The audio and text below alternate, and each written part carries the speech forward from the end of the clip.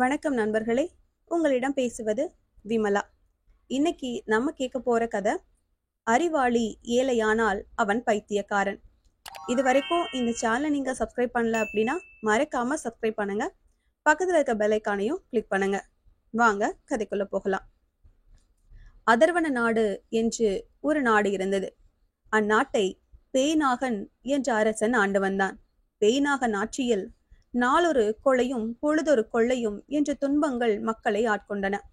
கொள்ளைக்காரர்களும் கொலைக்காரர்களும் கட்டவிழ்த்து விட்டது போல் ஒவ்வொரு நாளும் மக்களை துன்புறுத்தி கொண்டிருந்தார்கள். அரசாங்க அதிகாரிகளோ நீதிமுறை இல்லாமல் மக்களிடம் பணம் வசூல் செய்வதும் தர மறுப்பவர்களை சிறையில் அடைப்பதுமாக கொடுமையாக நடந்து வந்தார்கள். நீதி கேட்டு வரும் மக்களை அரசன் நடத்திய விதமோ மிக கேவலமாக இருந்தது. நீதி கேட்டு அரசனுடைய அத்தாணி மண்டபத்துக்கு வருவோரிடம் நீ என்ன சாதி என்று கேட்பான் அரசன். மேல் சாதிக்காரனாய் இருந்தால் அவனுக்கு சாதகமாக தீர்ப்பு செய்து தீர்ப்பு வரி என்று நிறைய பணம் பிடுங்கிக் கொள்வான். கீழ் சாதிக்காரனாய் இருந்தால் அவனுக்கு அங்கு நீதியே கிடைக்காது. சிறையும் கசையடியும் மற்ற தண்டனைகளும் தான் மிஞ்சும். இப்படிப்பட்ட பேய்நாகனை அவனுடைய அரசு சபையில் இருந்த புலவர்கள் மனுநீதி தவறாமல் அரசாளுகிறான் என்று பாராட்டி பாடுவார்கள். இந்த மனுநீதியின் கொடுமையை அந்த அதர்வன நாட்டு மக்கள் நிறைவே அனுபவித்தார்கள். அரசாட்சியின் கொடுமை தாங்காமல் நாட்டை விட்டு அகதிகளாய் ஓடிப்போனவர்கள் வேறு நாடுகளில் நன்றாக வாழ்ந்தார்கள். சொந்த நாடு என்று அங்கேயே இருந்தவர்கள் பெரும் துன்பங்களை தாங்கிக் கொண்டு இருந்தார்கள். மக்களை கொள்ளையடிக்கும் அமைச்சர்களும் அதிகாரிகளும் மட்டுமே அங்கே தாய்நாட்டு பற்று உள்ளவர்களாய் இருந்தார்கள். நீதி கேட்டவர்கள் நாட்டு துரோகிகள் என்று பழிக்கப்பட்டார்கள். இப்படிப்பட்ட அதர்வன நாட்டின் மீது பக்கத்து நாடான கஞ்சபுரி அரசன் ஒரு முறை படையெடுத்து வந்தான். ஒற்றர்கள் மூலம் கஞ்சபுரி அரசன் பஞ்சமுகன் படையெடுத்து வரும் செய்தி அறிந்தான் பேய்நாகன். உடனே தன் அமைச்சர்களையும் தளபதிகளையும் அழைத்தான். கஞ்சபுரி அரசனை 3 நாட்களுக்குள் துரத்தி அடிக்க வேண்டும். இல்லாவிட்டால் உங்கள் அனைவரையும் என் வாளால் கொன்று போடுவேன் என்றான். அமைச்சர்கள் அஞ்சினர், படைத்தலைவர்கள் பயந்தனர். கஞ்சபுரி அரசன் பஞ்சமுகனிடம் படைகள் அதிகம், அத்துடன் போர் தந்திரங்கள் அறிந்தவன். நிறைய ஆயுதங்கள் அவனிடம் உள்ளன. அவன் சுற்றிலும் உள்ள நாடுகளை ஒவ்வொன்றாக அடிமைப்படுத்தி வருகிறான். அவனிடம் சமாதான ஒப்பந்தம் செய்து கொண்ட அரசர்களை அவன் மன்னித்து விடுவான். நிறைய கப்ப பணம் வாங்கிக் கொண்டு போரிடாமல் திரும்பி போய்விடுவான். எதிர்த்து போரிட்ட நாட்டை அடிமைப்படுத்தி அரசர்களையும் அமைச்சர்களையும் கழுவில் ஏற்றிக் கொள்வான்.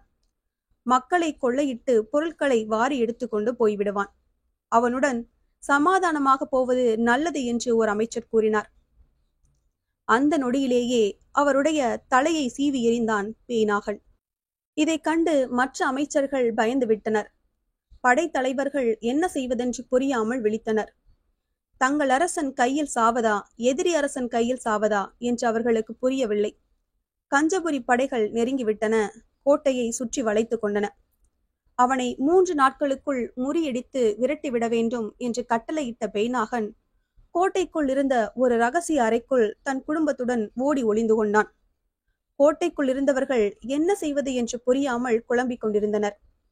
கோட்டை வாசலில் காவல் பார்க்கும் வீரன் ஒருவன் இருந்தான். அவருடைய தந்தையார் வயது முதிர்ந்த ஒரு கிழவர். தன் மகன் மூலம் நாட்டுக்கு வந்த ஆபத்தை அறிந்த அவர், மகனே, எதிரியை முறியடிக்க என்னிடம் ஒரு திட்டம் இருக்கிறது. என்னை தலைமை அமைச்சரிடம் கூட்டிக் கொண்டு போ என்றார். அவ்வாறே அந்த வீரன் அவரை தலைமை அமைச்சரிடம் அழைத்து சென்றான். அமைச்சர் அவர்களே, உங்களுக்கு நான் உதவி செய்யலாமா என்று கேட்டார் கிழவர். சிரித்தார் தலைமை அமைச்சர்.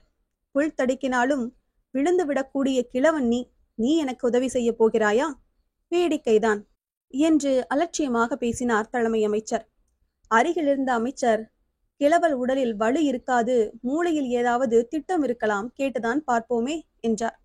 எனக்கு நம்பிக்கை இல்லை. நமக்கெல்லாம் இல்லாத மூளையா இந்த கிழவனிடம் இருக்க போகிறது என்றார் முதலமைச்சர். எதற்கும் கேட்டு பார்ப்போம். சரியான வழி சொல்லாவிட்டால் இப்போதே இந்த கிழவனை இந்திரலோகத்துக்கு அனுப்பிவிடலாம் என்றார் படைத்தளபதி. சரி, உன் திட்டம் என்ன சொல். உன் திட்டம் சரியில்லை என்றால் இப்போதே தலையை சீவி விடுவேன் என்றார் தலைமை அமைச்சர். அமைச்சரே, எனக்கு நிறைய ஆட்கள் கொடுங்கள். ஒரு சுரங்கப்பாதை அமைக்கிறேன். சுரங்கப்பாதை கதவின் சாவியை என்னிடம் கொடுங்கள். சுரங்கம் அமைத்த பிறகு என்னை கோட்டைக்கு வெளியே தள்ளிவிடுங்கள்.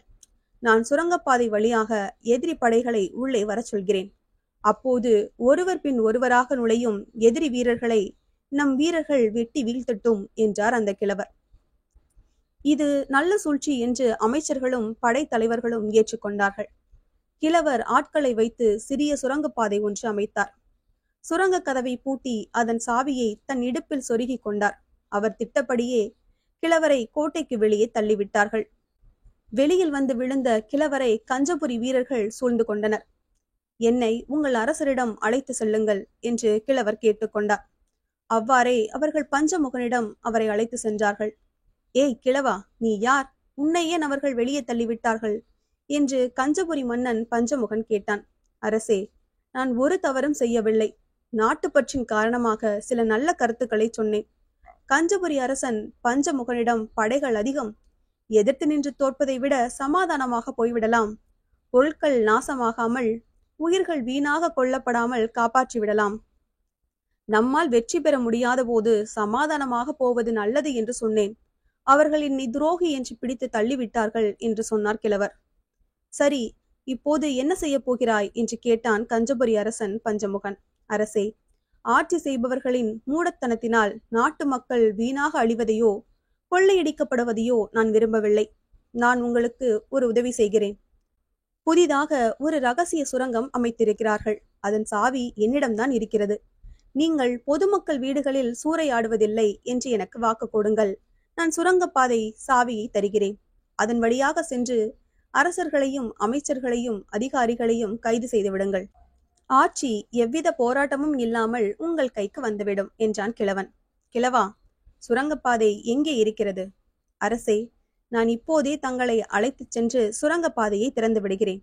எனக்கு வாக்கு கொடுங்கள் என்றான் கிழவன். சரி சரி, நீ சுரங்கப்பாதை இருக்கும் இடத்திற்கு எங்களை அழைத்து கொண்டு செல் என்றான் பஞ்சமுகன். கிழவன் அழைத்துச் சென்றான். சுரங்கப்பாதையை திறந்து விட்டான். அந்த சிறிய சுரங்கப்பாதையினுள் முதலில் பஞ்சமுகன் சென்றான். அவனைத் தொடர்ந்து படைத்தளபதிகள் சென்றார்கள். தொடர்ந்து படை வீரர்கள் சென்றார்கள். ஒருவர் பின் ஒருவராக சென்று சுரங்கப்பாதையை விட்டு வெளியில் வந்தவுடன் அங்கு தயாராக காத்திருந்த அதர்வன நாட்டு வீரர்கள் அவர்களை இழுத்து போட்டு வெட்டி கொன்றார்கள். இவ்வாறு கஞ்சபுரி நாட்டு வீரர்கள் எல்லோரும் ஒருவர் பின் ஒருவராக சென்று வெட்டுப்பட்டு இறந்தார்கள். கிழவனின் தந்திரத்தால் கஞ்சபுரி அரசனும் அரசனுடைய படை வீரர்களும் ஒருவர் கூட மிஞ்சாமல் வெட்டி கொல்லப்பட்டார்கள். அதர்வன நாட்டில் பேய்நாகன் ஆட்சி நீடித்தது. மறுநாள் கிழவன் அரசவைக்கு வந்தான். அரசன் பேய்நாகன் வெற்றி தேடித்தந்த அமைச்சர்களுக்கும் படை வீரர்களுக்கும் பரிசுகள் கொடுத்து கொண்டிருந்தான். தலைமை அமைச்சர் கிழவன் மண்டபத்திற்குள் நுழைவதை பார்த்தார். அவர் தான் எதிரிகளை முறியடித்ததாக கூறி மன்னன் பேய்நாகனிடம் பெரிய பரிசுகளை வாங்கி கொண்டிருந்தார்.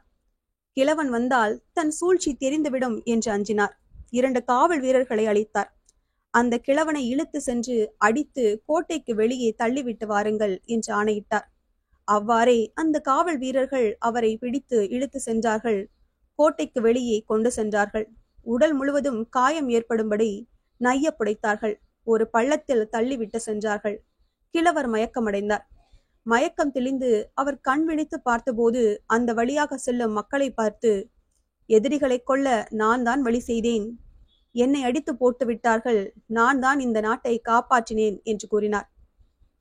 கிழவனுக்கு பைத்தியம் முற்றிவிட்டது என்று கூறிக்கொண்டே அந்த மக்கள் திரும்பி கூட பார்க்காமல் சென்று கொண்டிருந்தனர். இந்த பைத்தியக்கார கிழவன் நாட்டை காப்பாற்றினானா, நல்ல வேடிக்கை என்று சொல்லி சிரித்துக்கொண்டே சென்றனர். ஏழை அறிவாளியாக இருப்பதே பைத்தியக்காரத்தனம் என்று தனக்குத்தானே கூறிக்கொண்டார் கிழவர். தீயவர்களுக்கு செய்யும் உதவி தீமைக்கே வித்தாகும். இந்த கதை உங்களுக்கு பிடிச்சிருந்துன்னா லைக் பண்ணுங்க, ஷேர் பண்ணுங்க, சேனலை மறக்காம சப்ஸ்கிரைப் பண்ணுங்க.